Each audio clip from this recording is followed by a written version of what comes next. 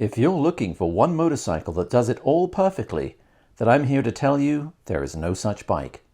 But if you're looking for the most versatile mid-size motorcycle, then the choice has never been better. As many motorcycle riders can only afford one bike, this is a very real scenario for many riders. In this series of 5 videos, I'm briefly going to compare which current and new models I believe give riders the best value for money while offering them the most versatile riding experience possible. I'll discuss the merits of a few very good all-round motorcycles based on 5 criteria. Number 1, does it have a low cost of ownership? Is the motorcycle easy to maintain, relatively inexpensive in its base form, cheap to run, and is it reliable?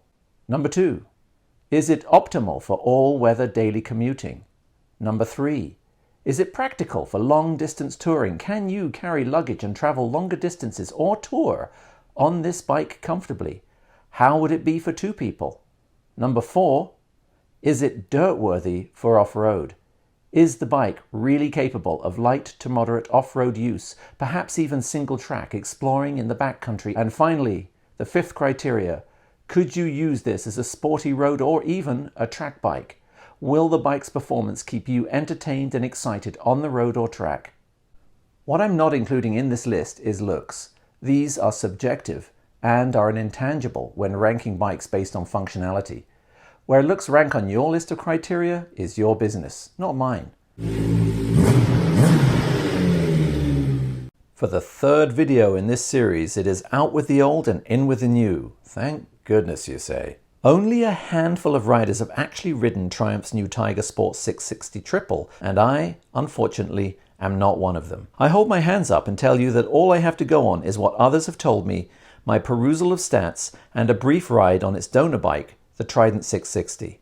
But I think this is going to be a very, very good addition to this list of the best new all-round motorcycles of 2022. Let's be frank, Triumph's new Tiger Sport 660 is going to sell like hotcakes, and here is why. The new Tiger Sport 660, despite being a high-tech triple compared to our previous 2 venerable old hands in this category, still has a 20,000 kilometer or 12,000 mile valve inspection schedule, and a 10,000 kilometer, 6,000 mile oil change regimen, which is considerably better than both the KLR or the SV650, 2 of the world's most reliable bikes. Of course, many will not allow their oil to be in their crankcase anywhere near that long, but it does mean that leaving the oil in the bike for 10,000 kilometers isn't going to void your 2-year warranty on this new steed. Yes, that's the longest standard warranty of the 6 bikes on this list. While the long-term reliability of this bike is not proven, its donor bike has been reliable in its first year, and Triumph are certainly backing the bike better than the average ride on this list. Good omens, I think.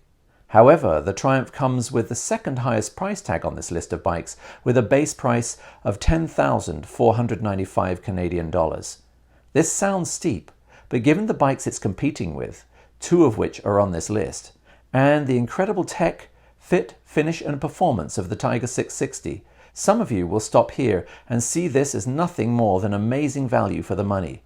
While that's true, it's $2,000 more than the SV650 and $3,000 more than the KLR, and its 43 miles per US gallon is no match for the previous steeds. So it's still a relatively cheap bike to own and operate, but it isn't what you might call frugal. With the sculpted front end, protective screen, and the addition of OEM aftermarket grip heaters, handguards, and luggage, this will make a great all-weather commuter.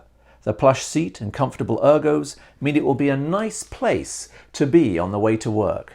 It's as good as any bike on this list for weather protection, and better than some. For some of the same reasons it's a good all-weather commuter, the Tiger Sport 660 is also a great solo tourer compared with many others on the list. The Triumph's smooth, torquey and relatively powerful engine will whisk you effortlessly and eat the miles at legal speeds easily, with plenty more on tap. Its relatively good range of 240 miles or 380 kilometers, its relatively light 461 pounds or 209 kilograms for a sport tourer, has adequate front coverage, a plush seat, and luggage options also add to its amazing ability to tour. The non-adjustable front suspension and preload only rear suspension might be a hindrance if you're tempted to take a pillion and a heavy load. But with the abundantly wide torque band on tap, the engine at least should be up to it. The tech this bike comes with is heads and shoulders above any other bike on this list and many others in its class. Multifunctional instruments with TFT display, 2 riding modes, ABS, switchable traction control and full LED lighting are all standard and will make it a lot safer for a long-distance tourer than some.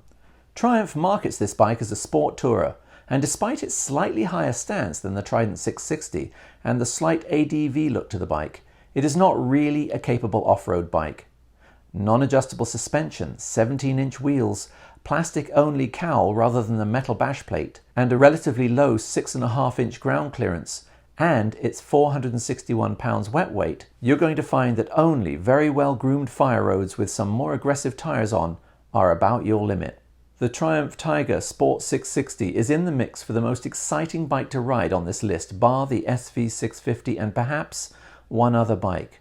The performance of the responsive triple engine, the tech, and the relatively small wheels will likely combine to make this bike agile and fun to ride on the road.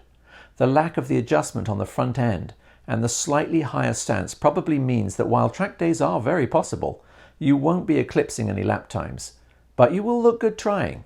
Overall, the Triumph Tiger Sport 660 is not the best value for money on this list, but it is the most capable road bike on this list and likely the best value for money in its class when compared to the Kawasaki Versys and Yamaha's Tracer 7.